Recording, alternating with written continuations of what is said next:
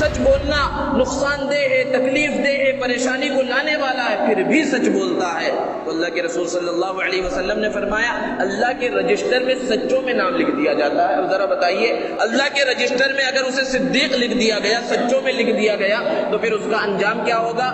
کتنے قافلوں کا سامان و اسباب لوٹا تھا، مال و متاع لوٹا تھا، پتہ نہیں کتنے لوگوں کو قتل کیا تھا، لیکن ایک سچ کی وجہ سے وہ راہ راست پر آ گئے۔ جھوٹ انسان کو گناہ کی طرف لے جاتا ہے، جھوٹ بہت سارے گناہوں کی جڑ ہے، برائیوں کی جڑ ہے۔ انسان اگر صرف جھوٹ بولنا چھوڑ دے بہت سارے گناہوں سے بچ جاتا ہے، جس کا شریعت سے اور شریعت کے کسی بھی حکم سے ذرہ برابر لگاؤ نہیں ہے اور ناجائز ہے وہ، کیونکہ اس کے اندر دھوکہ شامل ہے، جھوٹ شامل ہے، ایذاء مسلم شامل ہے۔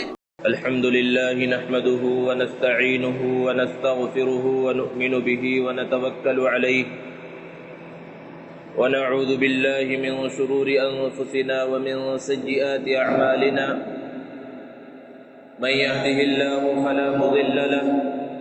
ومن يضلله فلا هادي له ونشهد أن لا إله إلا الله وحده لا شريك له ونشهد أن سيدنا ومولانا محمدا عبده ورسوله صلى الله تعالى عليه وعلى آله وأصحابه وبارك وسلم تسليما كثيرا كثيرا أما بعد فأعوذ بالله من الشيطان الرجيم بسم الله الرحمن الرحيم يا أيها الذين آمنوا اتقوا الله وكونوا مع الصادقين وقال النبي صلى الله عليه وسلم عليكم بالصدق فإن الصدق يهدي إلى البر وإن البر يهدي إلى الجنة وما يزال الرجل يصدق ويتحرى الصدق حتى يكتب عند الله صديقا وإياكم والكذب فإن الكذب يهدي إلى الفجور وإن الفجور يهدي إلى النار وما يزال الرجل يكذب ويتحرى الكذب حتى يكتب عند الله كذابا او كما قال عليه الصلاة والسلام۔ معزز سامعین کرام، بزرگوں اور دوستوں، اللہ رب العزت نے ہمیں بہت ساری نعمتوں سے نوازا ہے۔ اگر ہم ان نعمتوں کو شمار کرنا چاہیں تو شمار نہیں کر سکتے، گن نہیں سکتے۔ جو نعمتیں اللہ رب العزت نے عطا فرمائی ہیں ان میں سے اہم نعمت خود انسان کے اعضاء ہیں۔ اللہ رب العزت نے انسان کو ہاتھ دیا ہے، پیر دیے، اللہ نے آنکھیں عطا فرمائی، ناک عطا فرمایا، کان عطا فرمائے، یہ سب اعضاء اللہ رب العزت نے عطا فرمائے، اور ان اعضاء کی ذمہ داریاں بھی اللہ نے متعین فرما دی ہیں کہ آنکھ کا کام ہے دیکھنا، اور ناک کا کام ہے سونگھنا، کانوں کا کام ہے سننا۔ ہر عضو کی اللہ رب العزت نے ذمہ داری اور اس کا کام متعین فرمایا ہے۔ اسی طرح اللہ رب العزت نے زبان ہمیں عطا فرمائی، یہ اللہ رب العزت کی بہت بڑی نعمت ہے، اور اس زبان کی بھی ذمہ داریاں طے فرمائی ہیں۔ اس زبان کے ذریعے ایک انسان کسی چیز کو چکھ کر اس کا ٹیسٹ معلوم کرتا ہے، اسی زبان کے ذریعے وہ لوگوں کے سامنے اپنے مافی الضمیر کو ادا کرتا ہے، اپنی بات لوگوں کے سامنے پیش کر سکتا ہے۔ یہ زبان اتنی قیمتی شے ہے، اتنی قیمتی چیز ہے کہ اس زبان کو صحیح انداز میں استعمال کر کے انسان دنیا میں بھی کامیاب ہو سکتا ہے اور آخرت میں بھی کامیاب ہو سکتا ہے، اور اس زبان کی تھوڑی سی لغزش سے دنیا اور آخرت میں ناکامی اس کا مقدر ہو سکتی ہے۔ زبان کی یوں تو بہت ساری ذمہ داریاں ہیں، لیکن سب سے بڑی ذمہ داری اس زبان کی سچ بولنا ہے۔ سچائی ایک بہت اہم صفت ہے جو انسان کے اندر ہوتی ہے۔ سچائی کے مقابلے میں جھوٹ ہے،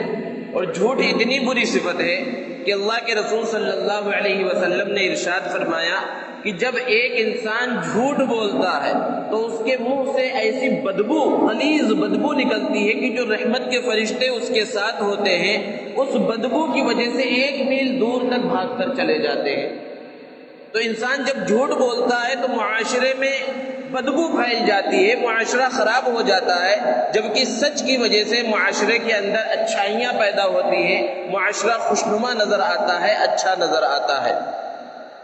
کوئی مذہب دنیا کا ایسا نہیں ہے، چاہے آسمانی مذہب ہو یا غیر آسمانی مذہب ہو، جس میں جھوٹ کی اجازت دی گئی ہو۔ ہر مذہب میں جھوٹ کو برا کام تصور کیا جاتا ہے، بری چیز، بری صفت مانا جاتا ہے، اور سچائی کو بہت اہمیت دی جاتی ہے۔ یہاں تک کہ زمانے جاہلیت میں جو بسنے والے لوگ تھے، جو طرح طرح کے گناہوں میں اور برائیوں میں مبتلا تھے، وہ بھی جھوٹ سے بچتے تھے، جھوٹ کے قریب نہیں جاتے تھے۔ ایک بڑے سے بڑا گنہگار شخص بھی یہ نہیں چاہتا تھا کہ اس کی جانب جھوٹ کی نسبت ہو، لوگ یہ کہیں کہ فلاں نے جھوٹ کہا ہے۔ بخاری شریف کے بالکل آغاز میں امام بخاری رحمۃ اللہ علیہ نے اس طویل حدیث کو نقل کیا ہے جس میں بادشاہ روم ہرقل نے حضرت ابو سفیان رضی اللہ تعالی عنہ سے کچھ سوالات کیے تھے، اور یہ اس وقت کی بات ہے جب حضرت ابو سفیان رضی اللہ تعالی عنہ مسلمان نہیں ہوئے تھے، بلکہ کافر تھے، اور کافروں کے سپہ سالار تھے، جنرل تھے، مسلمانوں کے سب سے بڑے دشمن تھے۔ مسلمانوں کے مقابلے میں وہ فوج کی تیار کر کے اور فوج کا سردار بن کر مسلمانوں کے مقابلے میں آتے رہے تھے۔ اللہ کے رسول صلی اللہ علیہ وسلم نے جب مختلف بادشاہوں کے نام اسلام کی دعوت کا خط لکھا تو روم کے بادشاہ کے پاس بھی خط پہنچا، اور اس نے پڑھا تو معلوم ہوا کہ کوئی نبی ہے جس نے نبوت کا دعویٰ کیا ہے۔ تو اس نے اپنے درباریوں سے کہا کہ دیکھو ہمارے علاقے میں عرب کے کچھ لوگ اگر ہیں تو انہیں بلا کر لاؤ، ہم ان سے اس نبی کے بارے میں معلوم کریں گے جس نے نبوت کا دعویٰ کیا ہے اور مجھے اسلام کی دعوت دی ہے۔ اتفاق سے اسی زمانے میں حضرت ابو سفیان رضی اللہ تعالیٰ عنہ اپنے قافلے کے ساتھ تجارت کی غرض سے ملک روم کے اندر موجود تھے۔ انہیں لوگوں نے پکڑا اور بادشاہ کے دربار میں پیش کر دیا۔ بادشاہ نے کہا کہ اس کو مجھ سے قریب کرو، اور اس کے جتنے ساتھی ہیں ان کو پیچھے بٹھلا دو، اور ان سے کہہ دو کہ میں ان سے کچھ سوالات اس نبی کے بارے میں کرنے جا رہا ہوں، یہ سچ بولے تو تم اس کی تصدیق کرو، اور اگر یہ جھوٹ بولے تو یہ جھوٹ بول رہا ہے، تمہیں نہیں دیکھ رہا، تم پیچھے سے اشارہ کر دینا کہ یہ جھوٹ بول رہا ہے۔ اب اس نے ایک ایک کر کے سوالات کرنا شروع کیا، بڑے طویل تفصیلی سوالات ہیں، بخاری شریف کے اندر تقریباً 2 صفحے کے اندر وہ سوالات اور جوابات موجود ہیں۔ ان میں سے ایک سوال بادشاہ ہرقل نے کیا، یہ بتاؤ کہ محمد صلی اللہ علیہ وسلم جنہوں نے نبوت کا دعویٰ کیا ہے وہ کس خاندان سے تعلق رکھتے ہیں، یعنی لوگوں میں وہ خاندان کس نظر سے دیکھا جاتا ہے۔ ابو سفیان دشمن ہے، چاہتے تو کہہ دیتے کہ بھئی وہ خاندان اچھا نہیں ہے، اچھے خاندان سے تعلق نہیں رکھتے، لیکن ابو سفیان نے جواب دیا کہ محمد صلی اللہ علیہ وسلم جس خاندان سے تعلق رکھتے ہیں وہ مکہ المکرمہ کا سب سے معزز خاندان ہے۔ پھر اس کے بعد پوچھا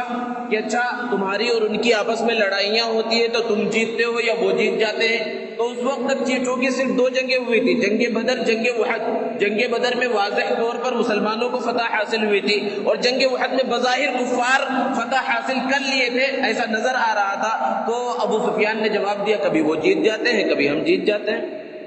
پھر ایک سوال یہ کیا کہ اچھا ان کے اوپر ایمان لانے والے اور ان کو ماننے والے لوگ کیسے ہیں، غریب لوگ ہیں یا اعلیٰ درجے کے مالدار لوگ ہیں؟ ابو سفیان نے جواب دیا کہ ان پر ایمان لانے والے اور ان کو ماننے والے زیادہ تر نچلے طبقے کے لوگ ہیں، غریب لوگ ہیں۔ بادشاہ نے کہا کہ جو سچا نبی ہوتا ہے ابتدا میں اس کے ماننے والے نیچے درجے کے لوگ ہی ہوتے ہیں۔ اس طرح کے بہت سے سوالات کیے اور ابو سفیان نے جواب دیا۔ ابو سفیان بعد میں جب اس واقعے کو انہوں نے بیان کیا مسلمان ہونے کے بعد لوگوں کے سامنے، تو انہوں نے کہا کہ اس وقت بار بار ہر سوال کے جواب میں میرے دل کے اندر یہ خواہش پیدا ہو رہی تھی کہ کوئی میں ایسا جواب دوں بادشاہ کے سوال کے جواب میں جس سے بادشاہ کے دل میں محمد عربی صلی اللہ علیہ وسلم کی غلط شبیہ پیدا ہو جائے، کوئی جھوٹ بات بول دو، لیکن میری زبان سے جھوٹ نکل نہیں سکا، کیونکہ جھوٹ بول نہیں سکتا تھا، مجھے سچ بولنا تھا۔ میں اس بات کو پسند نہیں کرتا کہ لوگ میری جانب جھوٹ کی نسبت کریں۔ ذرا تصور کیجئے کہ اسلام کا کتنا بڑا دشمن ہے، اللہ کے رسول صلی اللہ علیہ وسلم کا جانی دشمن ہے، لیکن جھوٹ بولنا پھر بھی گوارا نہیں۔ اس کے جواب سے حضور صلی اللہ علیہ وسلم کی اور اپنے جانی دشمن کی تعریف ہو رہی ہے، وہ تعریف گوارا ہے لیکن جھوٹ گوارا نہیں ہے۔ یہ زمانے جاہلیت میں بسنے والے لوگوں کا حال تھا۔ ذرا تصور کیجئے ہم اس عظیم نبی کی عظیم امت کے اندر شامل ہے، ہمارا حال کیا ہے کہ ہماری زندگی جھوٹ کے اندر گزر رہی ہے۔ صبح میں جھوٹ، شام میں جھوٹ، کاروبار میں جھوٹ، تجارت میں جھوٹ، وزن کرنے میں جھوٹ، ہر جگہ پر جھوٹ ہے، جھوٹ کے اندر زندگی گزار رہے ہیں۔ جبکہ قرآن مجید میں اللہ رب العزت نے سچ کا حکم دیا ہے، سچ بولنے والوں کے ساتھ رہنے کا حکم دیا ہے۔ اللہ رب العزت نے ارشاد فرمایا یا ایھا الذین آمنوا اتقوا اللہ وکونوا مع الصادقین، کہ ایمان والو اللہ سے ڈرو اور سچ بولنے والوں کے ساتھ رہو۔ لوگ کہتے بھئی آج کے زمانے میں سچ بولنے والے کہاں ہیں؟ اس طرح کا بولنا گویا کہ قرآن کی آیت کا انکار ہے، کیونکہ قرآن کہہ رہا ہے سچوں کے ساتھ رہو۔ گویا کہ ہر زمانے میں کچھ نہ کچھ لوگ ایسے ہوں گے جو سچ بولنے والے ہوں گے، تبھی ان کی معیت اختیار کرنے کا، ان کے ساتھ رہنے کا حکم دیا گیا ہے۔ قرآن مجید میں بہت سے مقامات پر اللہ رب العزت نے انبیاء کرام علیہم السلام کی جہاں صفات بیان فرمائی ہیں تو ان کی صفات میں سچائی کو بیان فرمایا۔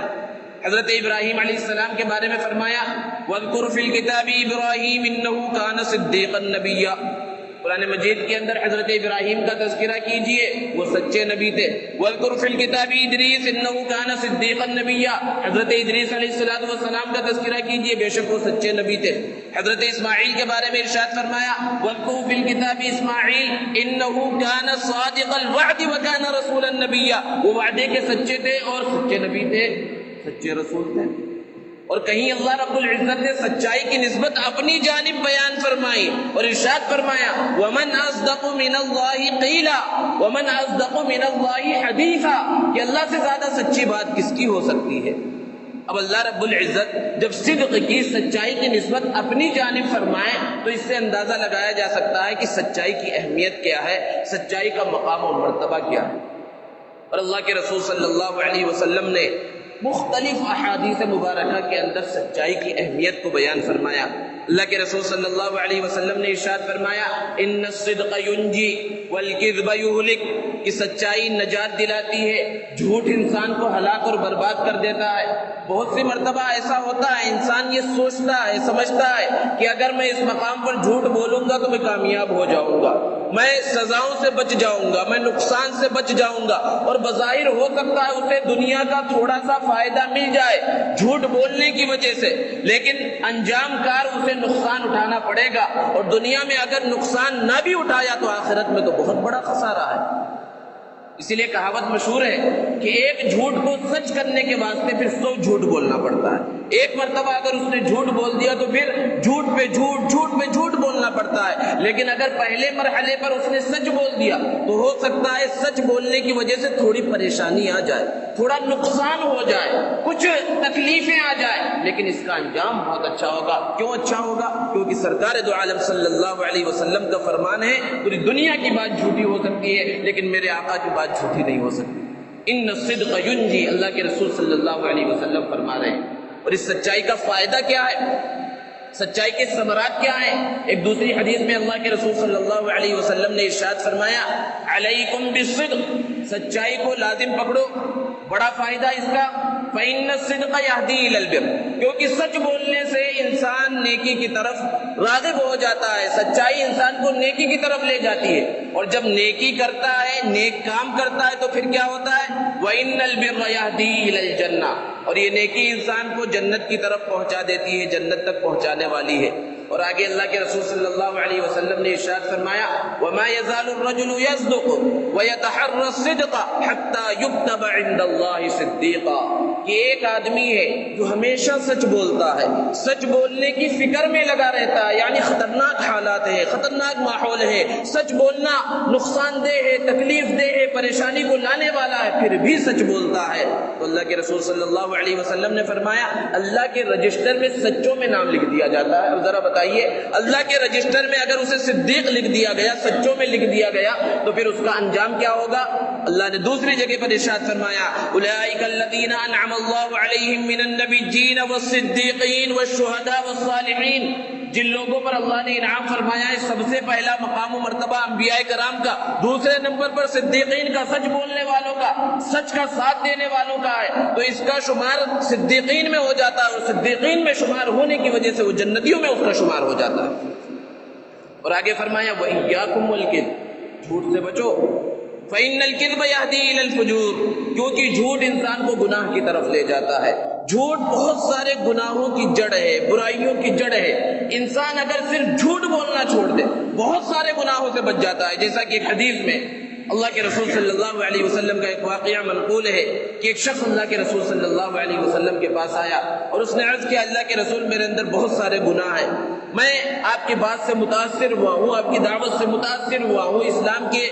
پیغام سے متاثر ہوا ہوں، میں اسلام قبول کرنا چاہتا ہوں لیکن میں ان گناہوں کو نہیں چھوڑوں گا،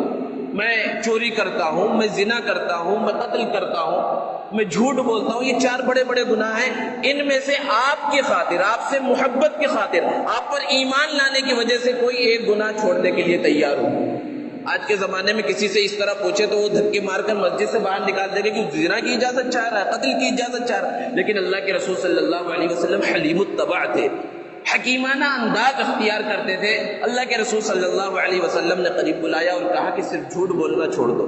اب وہ شخص چلا گیا کہ باقی 3 گناہوں کی تو اجازت مل گئی ہے، صرف جھوٹ بولنا کون سی بڑی بات ہے، جھوٹ بولنا چھوڑ دوں گا۔ اب جب اس نے قتل کا ارادہ کیا، قتل کے واسطے ہتھیار اٹھائے، تو پھر اس کے دل کے اندر خیال آیا اللہ کے رسول صلی اللہ علیہ وسلم نے اگر مجھ سے سوال کیا کیا تو اس گناہ کے اندر مبتلا ہوا تھا تو میں اللہ کے رسول صلی اللہ علیہ وسلم کو کیا جواب دوں گا۔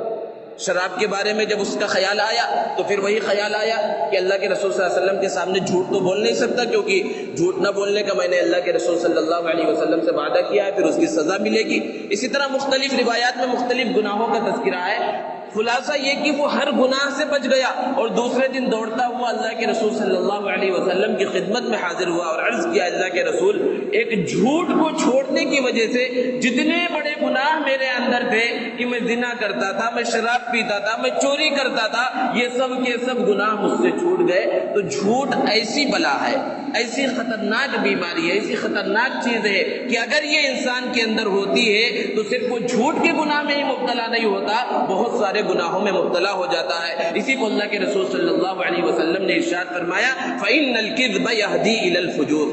اور پھر ان گناہوں کا انجام کیا ہوتا ہے وَإِنَّ الْفُجُورَ يَهْدِي إِلَى النَّارِ، یہ گناہ انسان کو جہنم تک پہنچا دیتے ہیں۔ اور آگے فرمایا وَمَا يَزَالُ الرَّجُلُ يَكْذِبُ وَيَتَحَرَّى الْكِذْبَ حَتَّى يُكْتَبَ عِندَ اللَّهِ كَذَّابًا، اور ایک آدمی ہے جو ہمیشہ جھوٹ بولتا ہے، جھوٹ کی فکر میں لگا رہتا ہے، یعنی جہاں سچ بول سکتا تھا، سچ بولنے سے کوئی تکلیف نہیں آتی، وہاں بھی جھوٹ بولتا ہے۔ حَتَّى يُكْتَبَ عِندَ اللَّهِ كَذَّابًا، اللہ کے رجسٹر میں اسے جھوٹا لکھ دیا جاتا ہے۔ جھوٹوں کا انجام قرآن میں اللہ نے بیان فرمایا لعنت اللہ علی الکاذبین، جھوٹ بولنے والوں کے اوپر لعنت ہے، سخت ملامت، سخت وعیدیں اللہ رب العزت نے اور جناب نبی کریم صلی اللہ علیہ وسلم نے بیان فرمائی ہے۔ تو یہ سچائی کی اہمیت ہے اور ایک طرف جھوٹ کا وبال ہے۔ حضرت شیخ عبد القادر جیلانی رحمۃ اللہ علیہ امام الاولیاء، ان کا واقعہ آپ نے بارہا سنا ہوگا، بچپن کا واقعہ ہے۔ جب علم حاصل کرنے کے واسطے بغداد جا رہے ہیں، قافلے کے اندر شامل ہیں، قافلے کو ڈاکوؤں نے گھیر لیا اور قافلے کا سارا مال اور اسباب سب کچھ لوٹ لیا۔ ایک ڈاکو ان کے پاس بھی آیا اور پوچھا بچے تیرے پاس کچھ ہے؟ انہوں نے کہا 40 اشرفیاں ہیں۔ اب وہ ڈاکو جو ہے اس نے یہ سمجھا کہ یہ بچہ ہے مجھ سے مذاق کر رہا ہے، میں ڈاکو اور مجھ سے مذاق کر رہا ہے، کیونکہ بظاہر ہاتھ میں کچھ نظر نہیں آ رہا، اور اگر کسی کے پاس ہوتا بھی ہے تو کون سچ بولتا ہے؟ اپنے مال و اسباب کو کوئی بھی چھپانا چاہتا ہے تاکہ بچ جائے۔ حضرت شیخ عبد القادر جیلانی رحمۃ اللہ علیہ نے کہا میرے پاس تو 40 اشرفیاں ہیں۔ ڈاکو کے سردار کے بعد حضرت شیخ عبد القادر جیلانی رحمۃ اللہ علیہ کو پہنچایا گیا، پیش کیا گیا اور پوچھا کہ تم کیا کہتے ہو؟ تو انہوں نے پھر وہی جواب دیا۔ پوچھا کہاں پر ہے؟ تو انہوں نے بتلایا آستین کے اندر ایک جیب بنا کر وہاں سل دیا گیا ہے، میری والدہ نے یہاں سل دیا ہے۔ تو وہ ڈاکو کا سردار بڑا حیران اور پریشان ہوا اور اس نے کہا کہ اگر تم چاہتے تو جھوٹ بول دیتے اور کہہ دیتے کچھ نہیں ہے، اور ہو سکتا ہے ہم تمہاری تلاشی لیتے اور ہمارا ہاتھ اس جیب تک نہ پہنچتا، اور 40 اشرفیوں کی قیمت ہوتی ہے، وہ 40 اشرفیاں بچ جاتی۔ حضرت شیخ عبد القادر جیلانی رحمۃ اللہ علیہ نے جواب دیا کہ جب میں نے سفر کرنا شروع کیا تھا میری والدہ نے مجھے ایک نصیحت کی تھی کہ بیٹا ہمیشہ سچ بولنا، سچائی کے دامن کو نہ چھوڑنا، جھوٹ کبھی نہ بولنا۔ کیا میں ان 40 اشرفیوں کے واسطے سچائی کو چھوڑ دیتا؟ میں نے اپنی والدہ کی نصیحت پر عمل کیا ہے۔ ان کی اس بات کا، ان کے اس عمل کا ڈاکوؤں کے سردار پر اور پورے ڈاکوؤں کے قافلے کے اوپر اتنا اثر ہوا کہ ان لوگوں نے توبہ کر لی۔ یہ سچائی کا فائدہ ہے کہ کتنے گناہوں کی زندگی گزار رہے تھے، کتنے قافلوں کا سامان و اسباب لوٹا تھا، مال و متاع لوٹا تھا، پتہ نہیں کتنے لوگوں کو قتل کیا تھا، لیکن ایک سچ کی وجہ سے وہ راہ راست پر آ گئے۔ وہ جتنے راہ راست پر آئے سب کا ثواب شیخ عبد القادر جیلانی رحمۃ اللہ علیہ کو ملا، کیونکہ وہ سبب بنے۔ تو یہ سچائی کا فائدہ ہوتا ہے۔ اور جھوٹ کا انجام کیا ہوتا ہے؟ بچوں کی کتابوں کے اندر ایک مشہور واقعہ لکھا ہوا ہے کہ انسان جب جھوٹ بولتا ہے تو اس کا اعتبار ختم ہو جاتا ہے، لوگ اس کی باتوں پر اعتبار نہیں کرتے، وہ جب کبھی سچ بول رہا ہوتا ہے تب بھی اعتبار نہیں کرتے اس کی بات پر۔ ایک چرواہا تھا، اپنی بکریوں کو جنگل میں چراتا، اس کو مذاق سوجی اور گاؤں کے قریب آیا اور کہا کہ بھیڑیا بھیڑیا بچاؤ، بھیڑیا آ گیا ہے، میری بکریوں کو پکڑنا چاہ رہا ہے، بچاؤ۔ گاؤں والے ایک چرواہے کی مدد کے واسطے بھاگتے ہوئے آئے، جب آ کر دیکھا تو وہاں کوئی بھیڑیا نہیں ہے، خالی وہ چرواہا ہے، بکریاں ہیں۔ جب وہ لوگ آئے تو اس کو بڑی خوشی ہوئی کہ میں نے لوگوں کو بیوقوف بنایا۔ پھر دوسرے دن پھر اسی طرح مذاق سوجا اس کو، اور پھر اس نے اسی طرح اعلان کیا اور چلایا بھیڑیا آ گیا، بھیڑیا آ گیا، بچاؤ۔ پھر لوگ دوڑتے ہوئے آئے اور دیکھا وہاں پر تو خالی بکریاں ہیں اور یہ چرواہا ہے، کوئی بھیڑیا نہیں ہے، کوئی پریشانی نہیں، کوئی تکلیف نہیں۔ پھر چلے گئے، تیسرے دن حقیقت میں بھیڑیا آ گیا۔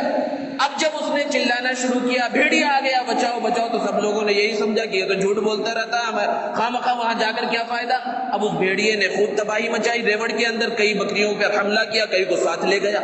تو یہ جھوٹ کا انجام ہوتا ہے، اس زبان کے غلط استعمال کرنے کا انجام ہوتا ہے کہ انسان کا اعتبار اٹھ جاتا ہے، اس کے اوپر سے لوگوں کا اعتماد ختم ہو جاتا ہے۔ اور صرف جھوٹ ہی نہیں، اس زبان کو جو بھی غلط استعمال کرتا ہے، چاہے جس انداز میں لوگوں کو گالیاں دے کر، برا بھلا بول کر، لوگوں کو غلط ناموں سے بلا کر، تو ایسے لوگوں سے لوگ کترانے لگتے ہیں، ان کا حلقہ احباب کم تنگ ہو جاتا ہے، کم پڑ جاتا ہے۔ لوگ ایسے شخص کو دوست بنانا نہیں چاہتے، وہ کسی راستے سے آ رہا ہوتا ہے تو لوگ راستہ بدل لیتے ہیں کہ ارے بھائی وہ آئے گا تو اس سے الٹی سیدھی باتیں سننا پڑے گا۔ کیوں ہوتا ہے؟ کیونکہ وہ زبان کو صحیح انداز میں استعمال نہیں کرتا۔ اسی لیے مختلف قرآن مجید کی آیات میں اور احادیث مبارکہ میں اللہ کے رسول صلی اللہ علیہ وسلم نے سچ بولنے کی اہمیت کو بیان فرمایا اور جھوٹ سے بچنے کی تاکید بیان فرمائی ہے۔ بہت سے لوگ ہیں جو سمجھتے ہیں جھوٹ بس یہی ہے کہ انسان سے کسی بات کا سوال کیا گیا، کوئی بات پوچھا گیا اور اس نے جھوٹ بول دیا، جو واقعہ ہوا تھا اس کے برخلاف بول دیا، یہ تو جھوٹ کا ایک حصہ ہے۔ جھوٹ کا دائرہ بھی بہت وسیع ہو گیا ہے۔ آج کے زمانے میں مختلف انداز میں، نئے نئے انداز میں جھوٹ بولا جاتا ہے، اور ضروری نہیں ہے کہ زبان سے جھوٹ نکالا جائے، عمل کے ذریعے، تحریر کے ذریعے جھوٹ وجود میں آتا ہے۔ جن میں سے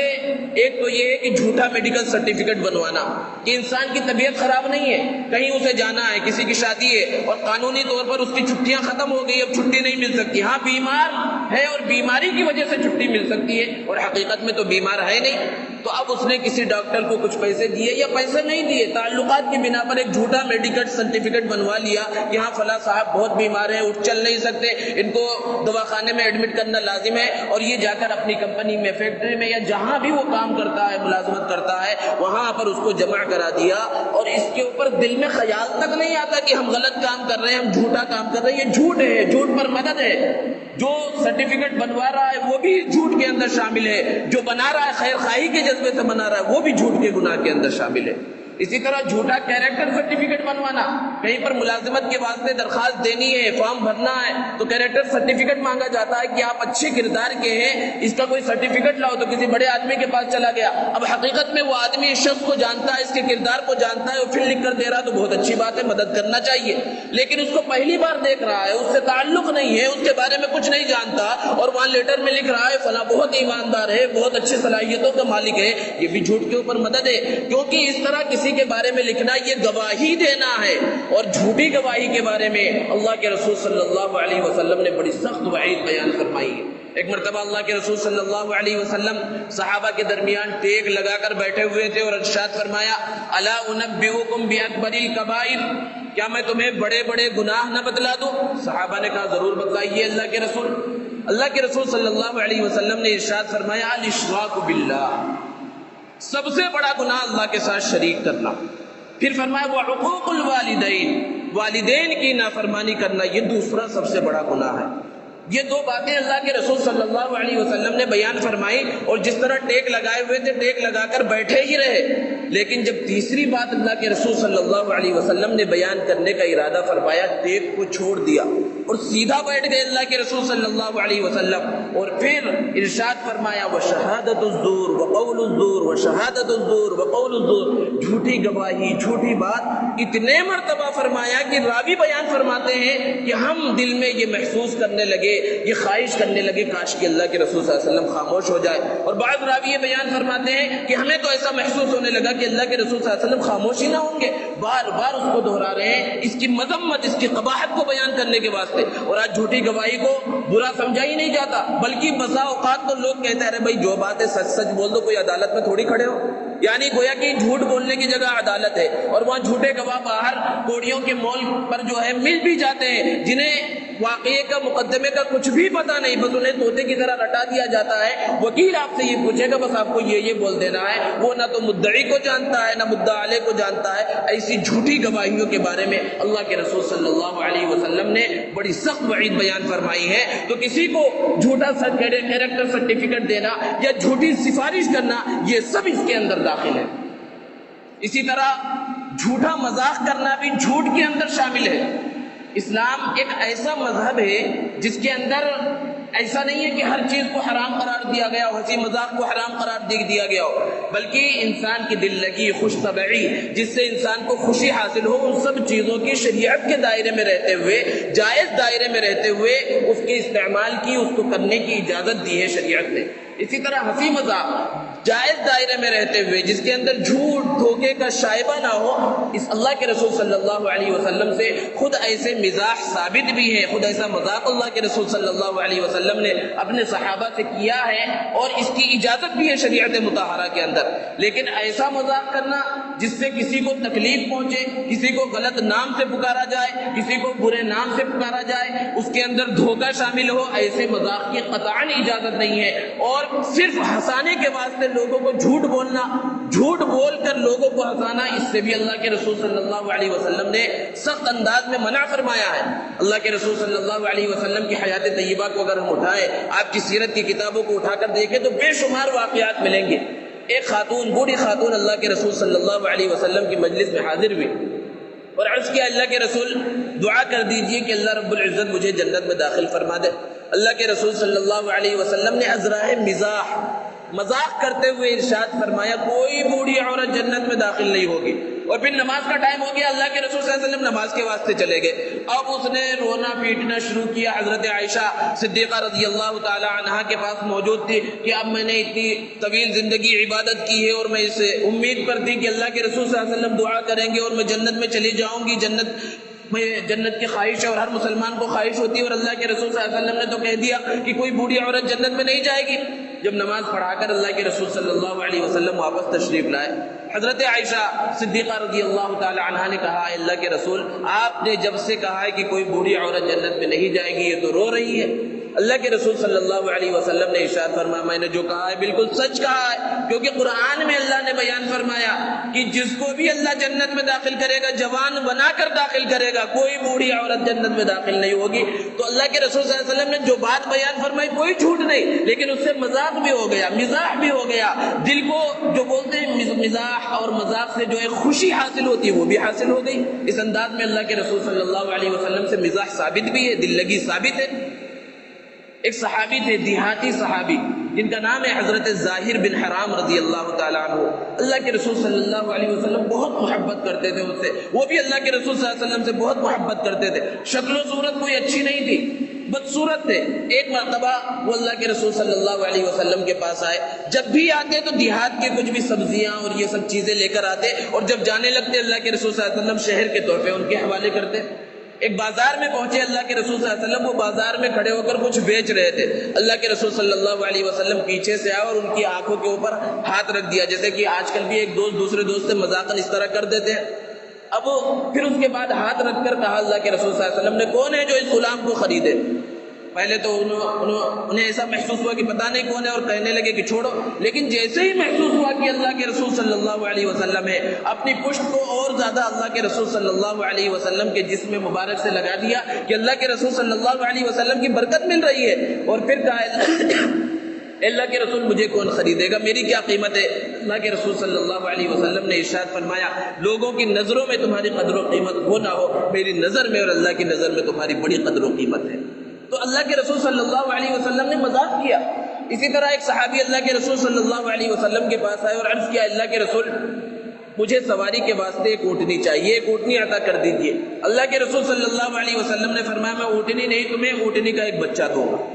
انہوں نے کہا اللہ کے رسول اونٹنی کا بچہ لے کر میں کیا کروں گا، مجھے سواری کی ضرورت ہے، سوار ہو کر اس پر سفر کرنا ہے۔ اللہ کے رسول صلی اللہ علیہ وسلم نے ان سے مذاق کیا اور کہا کہ بھائی میں تمہیں جو بھی بچہ دوں گا وہ اونٹنی ہی کا تو بچہ ہوگا، وہ بڑا ہوگا تب بھی اونٹنی کا بچہ ہے، چھوٹا ہے تب بھی اونٹنی کا بچہ ہے۔ اللہ کے رسول صلی اللہ علیہ وسلم کے اس طرح کے مذاق ثابت ہے۔ حضرت انس بن مالک رضی اللہ تعالیٰ عنہ اللہ کے رسول صلی اللہ علیہ وسلم کے خادم خاص ہیں، بہت خاص خادم ہیں۔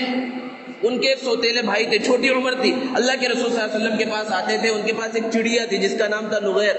وہ چڑیا کسی وجہ سے مر گئی۔ اللہ کے رسول صلی اللہ علیہ وسلم نے پوچھا یا ابا عمیر ما فعل النغیر، ان سے مذاق کرتے تھے اس چڑیا کا تذکرہ کر کے، یہ عمیر تمہاری وہ نغیر چڑیا کہاں چلی گئی، کہاں چلی گئی؟ تو اللہ کے رسول صلی اللہ علیہ وسلم سے اس طرح کا مذاق اور اس طرح کا مزاح ثابت ہے۔ اور آج کے زمانے میں جو مذاق اور مزاح کیے جاتے ہیں وہ بہت ہی کم ایسے ہیں جو شریعت کے دائرے میں آتے ہیں، اور خصوصاً موجودہ حالات کے اعتبار سے ایک دن کے بعد جو تاریخ آ رہی ہے 1 اپریل، جس کو اپریل فول کے نام سے جانا جاتا ہے، اور وہاں مزاح اور مذاق اور پتہ نہیں کیسی کیسی باتیں کی جاتی ہیں جس کا شریعت سے اور شریعت کے کسی بھی حکم سے ذرہ برابر لگاؤ نہیں ہے اور ناجائز ہے وہ، کیونکہ اس کے اندر دھوکہ شامل ہے، جھوٹ شامل ہے، ایذاء مسلم شامل ہے۔ وہاں کیا جاتا ہے، کسی کو کسی غلط بات کا یقین دلایا جاتا ہے اور اس انداز میں بولا جاتا ہے کہ وہ سچ مان لے، اور جب سچ مان لیتا ہے تو اس کا مذاق اڑاتے ہیں، پھر اپریل فول کہتے ہیں۔ یہ اپریل فول کی بنیاد کیا ہے، کیوں شروع کیا گیا؟ اس کی تاریخ اگر ہم دیکھیں تو ساری تاریخیں ایسی ہیں جس کا اسلام سے کوئی تعلق نہیں، بلکہ بعض تاریخ ایسی ہے جو اسلام دشمنی پر جس کی بنیاد رکھی گئی ہے۔ بعض تاریخی روایتوں کے اندر یہ بات ملتی ہے کہ پہلے زمانے کے اندر سال جنوری سے شروع ہونے کے بجائے اپریل سے شروع ہوتا تھا، تو جیسے کہ جنوری کے آغاز میں 1 اپریل کو یہ لوگ خوشیاں مناتے ہیں، اسی 1 جنوری کو خوشیاں مناتے ہیں، اسی طرح 1 اپریل کو وہ لوگ خوشیاں مناتے تھے، اس وجہ سے یہ اس کا آغاز کیا گیا۔ اور بعض روایتوں کے اندر ہے کہ اس کا آغاز یہودیوں نے کیا، کہ ان کے عقیدے کے مطابق حضرت عیسیٰ علیہ السلام کو جو کہ انہوں نے پھانسی کے اوپر چڑھا دیا ہے، اور جس دن انہوں نے پھانسی پر چڑھایا اس دن اس کو وہ مذاق کے طور پر، خوشی کے طور پر مناتے، ایک دوسرے سے مذاق کرتے ہیں۔ یہودی مناتے تو اس بات کو مانا جا سکتا تھا، وہ عیسائی جو حضرت عیسیٰ علیہ السلام کو اپنا نبی مانتے ہیں وہ کیسے آخر اس کو منا رہے ہیں، یہ سمجھ سے باہر بات ہے۔ اور تیسری بات جو سب سے اہم ہے، جو اس بارے میں کہی جاتی ہے کہ اندلس جہاں پر مسلمانوں کی تقریباً 800 سال تک بڑی شان و شوکت کے ساتھ حکومت رہی، اور پھر مسلمانوں کے اندر جب خرابیاں آئیں اور وہاں سے حکومت کا خاتمہ ہوا اور عیسائی وہاں پر قابض ہوئے اور لاکھوں مسلمانوں کا وہاں پر انہوں نے قتل عام کیا، تو جو بچے کچے مسلمان رہ گئے تھے انہوں نے اپنی جان بچانے کے واسطے عیسائیوں کا حلیہ اختیار کر لیا، اور عیسائی بن کر، یعنی ظاہراً عیسائی بن کر ایمان کو چھپا لیا، ظاہراً عیسائی بن کر رہنے لگے تاکہ ان کی جان بچی رہے۔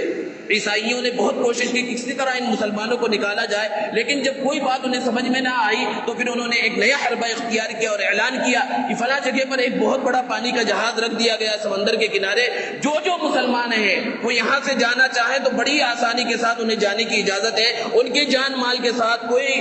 کچھ بھی نہیں کیا جائے گا، وہ جہاز میں سوار ہو جائیں، کسی اسلامی ملک انہیں پہنچا دیا جائے گا۔ مسلمانوں کو یقین نہیں ہوا، بہت دنوں تک اعلان کیا جاتا رہا، یہاں تک کہ مسلمانوں کو یقین ہو گیا، اور وہ سب کے سب جو چھپے ہوئے تھے عیسائی انداز اور حلیہ انہوں نے اختیار کر لیا تھا، وہ سب اپنے اپنے گھروں سے، اپنے اپنے علاقوں سے باہر نکلے اور اس جہاز کے اندر پہنچ گئے۔ جب انہیں اندازہ ہو گیا کہ اب کوئی مسلمان یہاں اندلس میں، اسپین میں باقی نہیں رہا ہے، تو پھر وہ جہاز چلا اور بیچ سمندر میں پہلے سے بنائے گئے پلان کے مطابق انہوں نے ہزاروں مسلمان جو اس کے اندر موجود تھے پورے جہاز کو ڈبا دیا، اور جب وہ جہاز ڈوب گیا تو تاریخی روایتوں سے ثابت ہے کہ وہ 1 اپریل کی تاریخ تھی، اور 1 اپریل کو انہوں نے خوب ہنسی مذاق کیا، ایک دوسرے کے ساتھ جو ہے خوشیاں منائیں، اور وہ بنیاد بنی ہے۔ ذرا تصور کیجئے کہ اسلام دشمنی پر اس کی بنیاد ہے، کیا کوئی مسلمان، کوئی نوجوان اسکول کالج میں پڑھنے والا، مدرسے میں پڑھنے والا، عام زندگی گزارنے والا، مزدوری کرنے والا، کیا یہ تصور کر سکتا ہے کوئی کسی شعبے سے تعلق رکھنے والا مسلمان کہ کیا اس رسم و رواج کا، اور یہ جو یورپ کی طرف سے اور مغرب کی طرف سے ایجاد کی گئی رسم ہے، بیہودہ رسم جو شریعت سے ٹکراتی ہے، کیا کوئی مسلمان اس کو اپنا سکتا ہے؟ اس لیے اس بات کی ضرورت ہے کہ سارے نوجوان اس غلط وبا سے نہ اسے میسج کسی کو بھیجیں، نہ اس طرح اپریل فل کسی کے ساتھ منائیں، اور اسی طرح والدین کی، سرپرستوں کی بھی ذمہ داری ہے کہ وہ اپنے بچوں کا خصوصاً خیال رکھیں، اور وہ چونکہ اسکول میں پڑھ رہے، اسکول میں یہ سب باتیں ہوتی رہتی ہے، گھر میں اور اپنے مہمانوں کے ساتھ، اپنے رشتہ داروں کے ساتھ اگر کوئی ایسی بات کر رہے انہیں فوراً تنبیہ کرے، اچھے انداز میں سمجھائے کہ اسلام کا اس سے کوئی تعلق نہیں ہے، یہ اسلام کے خلاف بات ہے، اسلام ہمیں سچائی کا حکم دیتا ہے، جھوٹ بولنے سے بچنے کا حکم دیتا ہے، لوگوں کا مذاق اڑانے سے بچنے کا حکم دیتا ہے۔ اس انداز میں، اچھے انداز میں جب ہم بچوں کو سمجھائیں گے تو انشاءاللہ اللہ کی ذات سے امید ہے بچوں کے دماغ میں بھی یہ بات بیٹھے گی اور وہ اچھے انداز میں زندگی گزاریں گے۔